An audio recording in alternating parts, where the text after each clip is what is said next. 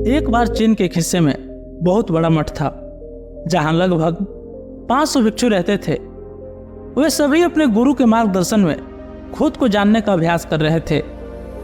एक दिन एक लड़का उस मठ में शिष्य बनने के लिए आया। उसने मास्टर से कहा, मास्टर, मैं खुद को जानना चाहता हूँ।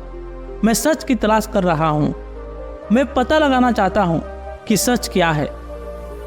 मास्टर ने उसकी ओर देखा और कहा कि अगर तुम सच जानना चाहते हो तो तुम्हें अपना पूरा जीवन दांव पर लगाना होगा। सच को जानने में तुम्हारा पूरा जीवन लग सकता है, फिर भी इस बात की गारंटी नहीं है कि तुम्हें इस जीवन काल में सच का पता लगेगा या नहीं। क्या तुम इसके लिए तैयार हो? शिष्य ने कहा, मास्टर, मैं यहाँ पीछे मुड़ने के लिए नहीं आया हूँ, मैं इसके लिए तैयार हूँ। गुरु ने कहा, अगर ऐसा है तो तुम एक काम करो, इस मठ में 500 भिक्षु हैं, तुम उनके लिए चावल कूटने का काम करो। बस सुबह से शाम तक चावल कूटने का ही काम करो, और जब तुम थक जाओ तो सोने चले जाओ। फिर अगली सुबह उठकर चावल को कूटना शुरू कर दो।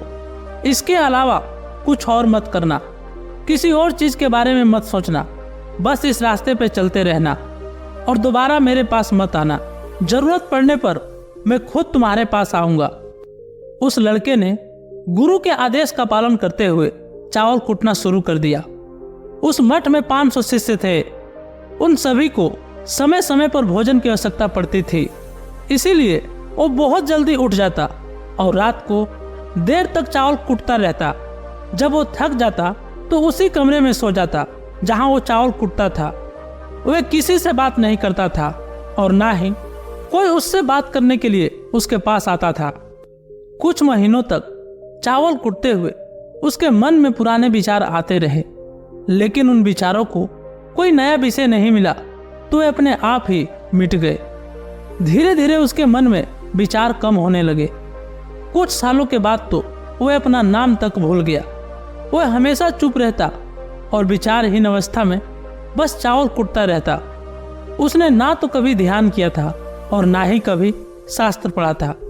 मठ के बाकी शिष्य उसे मूर्ख समझते थे। ऐसा करते हुए 12 साल बीत गए।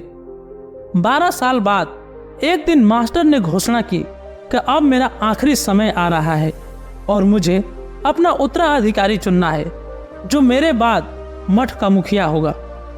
इसीलिए मेरा कोई भी शिष्य जिसे लगता है कि उसे आत्मज्ञान हो गया है और उसने खुद को जान लिया है, तो रात को मेरे दरवाजे के पास आकर इस दीवार पर कुछ पंक्तियां लिखे, जिसमें उसके जिंदगी का सारा अनुभव समाया हो। कई शिष्यों ने ऐसा करने के बारे में सोचा, पर मठ के प्रमुख शिष्यों में से एक ने वहां जाकर कुछ पंक्तियां लिखी। उसे बौद्ध धर्म ग्रंथों का बहुत ज्ञान था। सभी शिष्यों को लगता था कि वो इस मठ का उत्तराधिकारी बन सकता है।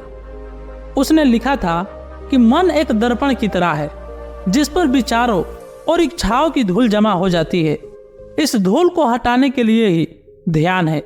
जिसकी धूल हट जाती है और मन का दर्पण साफ हो जाता है, वो मोक्ष को प्राप्त कर लेता है।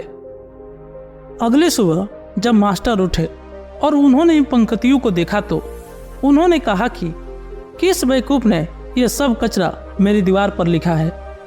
वो शिष्य जिसने ये लिखा था वो चुप रहा। उसने जो पंक्तियां लिखी थी वो ज्ञान से भरी थी, लेकिन ये सब किताबी ज्ञान था। वो शिष्य बहुत चालाक था। उसने पंक्तियां लिखी पर उसके नीचे अपने हस्ताक्षर नहीं किए, क्योंकि वो स्वयं इसके बारे में निश्चित नहीं था कि ये सही है या नहीं, क्योंकि उसे आत्मज्ञान नहीं हुआ था। गुरु ने पंक्तियों को पूरी तरह से खारिज कर दिया। ये सब देखकर सभी हैरान रह गए। ये घटना पूरे मठ में चर्चा का विषय बन गई। इस विषय पे बात करते हुए 2 शिष्य उस शिष्य के पास से गुजरे जो 12 साल पहले यहाँ आया था और दिन रात चावल कूटता रहता था।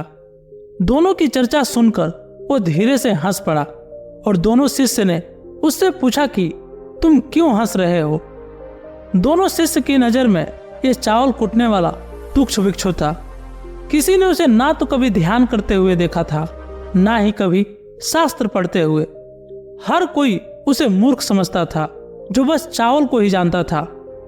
उस मठ में बहुत बड़े बड़े विद्वान थे, लेकिन उस चावल कुटने वाले को किसी से कोई मतलब नहीं था। इसीलिए वो दोनों शिष्य उसे मुस्कुराता हुआ देखकर चकित रह गए। उन्होंने फिर उससे पूछा कि तुम क्यों हंस रहे हो? उसने जवाब दिया, मैं इसीलिए हंसा कि मास्टर सही बोल रहे हैं। ये सब पंक्तियां कचड़ा है, इन पंक्तियों का कोई मूल नहीं है। वो दोनों शिष्य चौंक गए।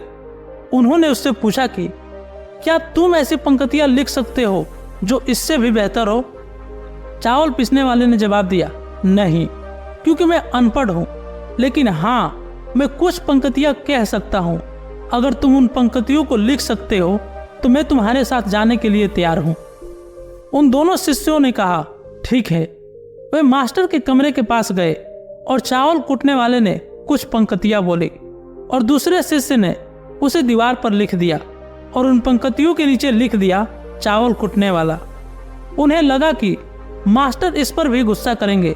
जो पंक्तियां उसने लिखने के लिए कहा था वो पंक्तियां बहुत ही अद्भुत थी, और वो पंक्तियां थी, मन तो बस एक भ्रम है, ना तो मन है ना ही मन का कोई दर्पण है, और जब मन ही नहीं है तो धूल कहाँ ठहरेगी।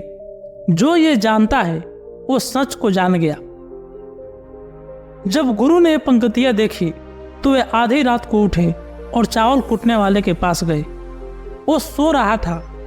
मास्टर ने उसे जगाया और कहा कि ये लो मेरी छड़ी और मेरे वस्त्र ले लो। आज से तुम मेरे उत्तराधिकारी हो, लेकिन इस मठ को छोड़कर कहीं दूर चले जाओ, क्योंकि इस मठ में बहुत सारे विद्वान हैं जो खुद को तुमसे ज्यादा श्रेष्ठ मानते हैं और वे तुम्हें मार देंगे। वे इस बात को बर्दाश्त नहीं कर सकते कि एक साधारण सा चावल कुटने वाला उनसे ज्यादा विद्वान निकला। तुम्हें वो सारा ज्ञान हो गया है जो मुझे है। तुम्हें ये सारा ज्ञान चावल कुटते कुटते हुआ है, और मुझे पता है कि तुम जहां भी जाओगे लोग तुम्हारे पास आने लगेंगे, क्योंकि जब कोई फूल खिलता है तो उसकी महक हर तरफ फैलने लगती है। उसने अपने गुरु के पैर छुए और रात को ही वहां से चला गया। अगर हम अपनी जिंदगी में देखेंगे तो पाएंगे बहुत से लोग सोचते हैं कि ध्यान केवल एक ही जगह बैठकर आंखें बंद करके ही किया जा सकता है, लेकिन हकीकत में ऐसा नहीं है। ध्यान तो चलते चलते भी किया जा सकता है।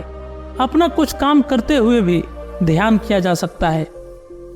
असल में ध्यान का मतलब यह है कि आप जो भी काम कर रहे हैं उसे अपनी शिद्दत से करें कि आपको आपके शरीर का ख्याल भी ना रहे।